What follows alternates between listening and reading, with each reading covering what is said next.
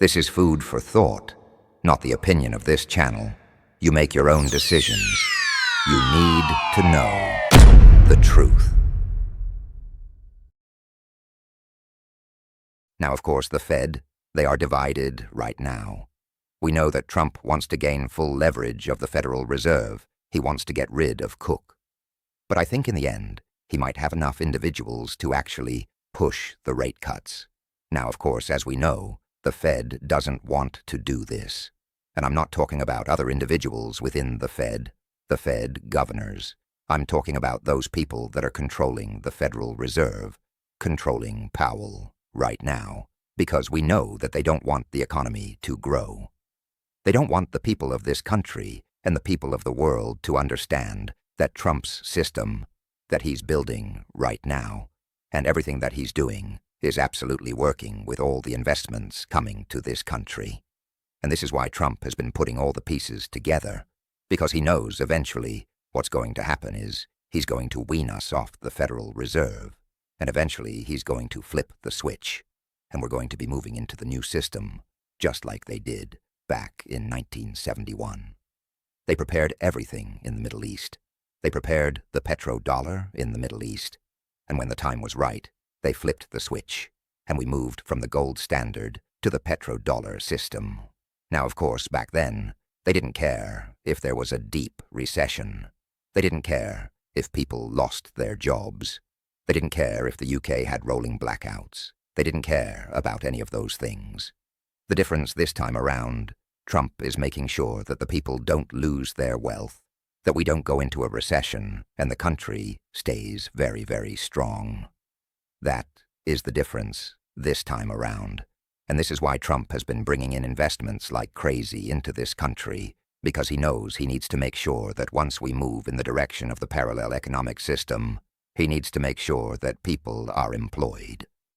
He needs to make sure that the manufacturers are back in this country. He needs to make sure that the regulations are removed. He needs to make sure that the energy is at its lowest point. He needs to make sure that all these things in place. Because as we move into the new system, we can't have all these expenses, we can't have all these regulations, and we can't hurt the people of this country. And I do believe this is why, and we mentioned this yesterday, why JP Chase has been kind of pushed into investing into this country.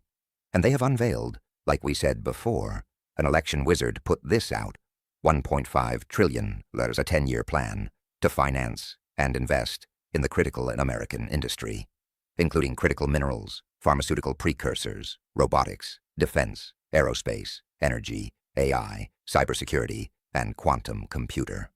JP Chase says it will directly invest up to $10 billion to help companies, primarily in the U.S., in these categories.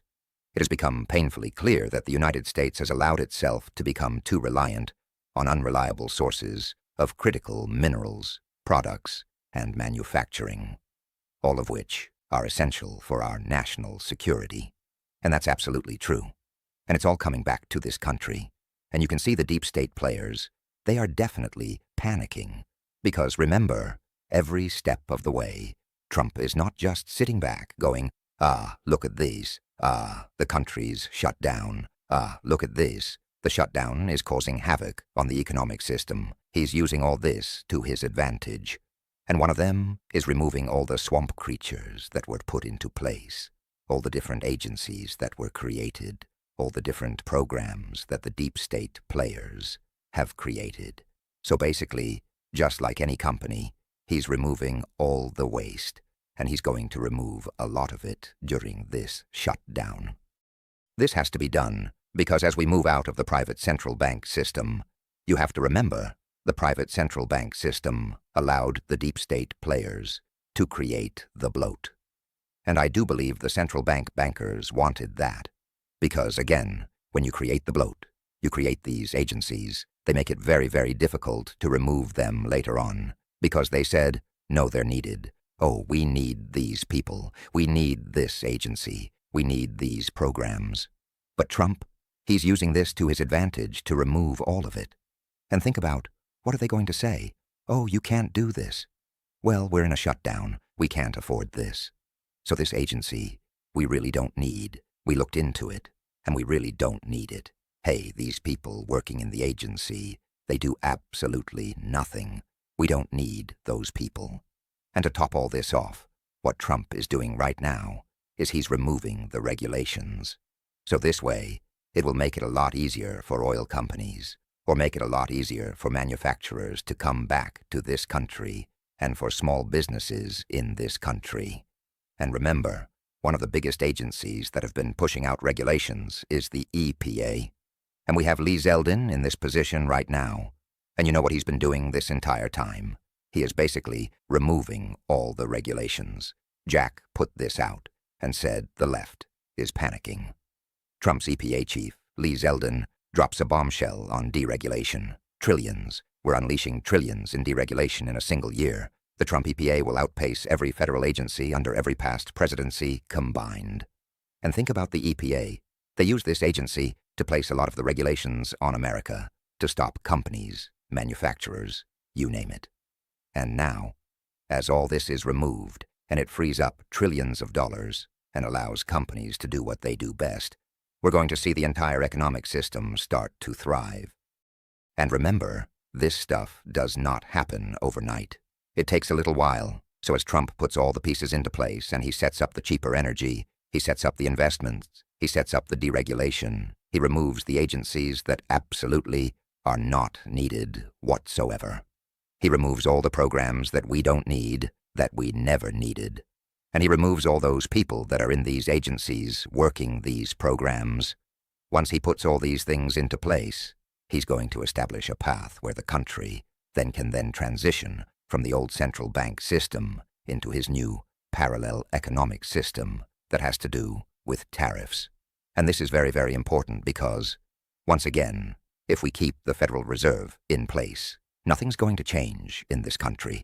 Nothing will change around the world. This is not business as usual. It's not, oh, let's just keep the same economy. Let's just improve it. Reagan tried this. Reagan said, okay, let's do some Reaganomics. Let's do this. Yes, the economy got better during Reagan's time, but what happened right after that? It all fell apart. The same thing with Trump when he was in the White House for 4 years. As soon as Biden came in, what happened? He reversed everything that Trump did. So if you're going to truly transition the country and basically move away from the central bank economic system and the system that we're in today, you have to do something much, much different. You have to basically destroy the old system. You have to make sure that it ceased to exist. And this is exactly what Trump is doing. Because if you put everything into place, what do you think is going to happen when he's no longer here? It's just going to be reversed. And if you don't go to the source of the problem, and the source of the problem is the Federal Reserve, because, again, they have the ability of just creating currency, which means those people in government, they could just borrow and borrow and borrow. That's why they established the debt ceiling, because that was part of their fake illusion. Like, oh, don't worry, the Congress is not just going to borrow. We have a debt ceiling in place, and this will stop them, because they're going to have to vote on it. It doesn't stop anyone. It's just an illusion to make you think that there are controls in place. There are no controls in place. As we can see, we wouldn't be approaching, what, $38 trillion of debt, if that was the case. So the only way to get out of this is to remove the ability to create currency out of thin air and allow Congress to just borrow willy-nilly and create these ridiculous programs. So the main focus of all this is to shut it all down, shut down everything the deep state, the central bankers have created. And I do believe this is exactly what Trump and the Patriots are doing right now. They're shutting it all down. Now, of course, it's being done in a methodical way, where he can put all the pieces together, because when the time comes to say, okay, we are now removing the income tax, and we're moving towards the External Revenue Service, he has everything in place because, again, he'll bring back the companies, manufacturers, remove the regulations, remove the taxes, remove everything and set everything up where people are making good wages, and the energy costs are continually dropping and dropping and dropping. Once all that is in place and he has everything stabilized, he can then shift us away from the Federal Reserve and remove the income taxes, which is going to allow the people of this country to have an incredible amount of buying power, which is going to add to the government. Now, think about it. I mean, add to the economy. Think about it. Once you have the businesses and manufacturers in place, energy is very cheap. They have hardly any regulations, and people have the ability to spend because now they have $10, $15, $20,000 extra. What do you think is going to happen to the economy? It's going to soar like we've never seen before. And then bring us back to the gold standard. Everything is about to change. And I do believe that's where all this is headed.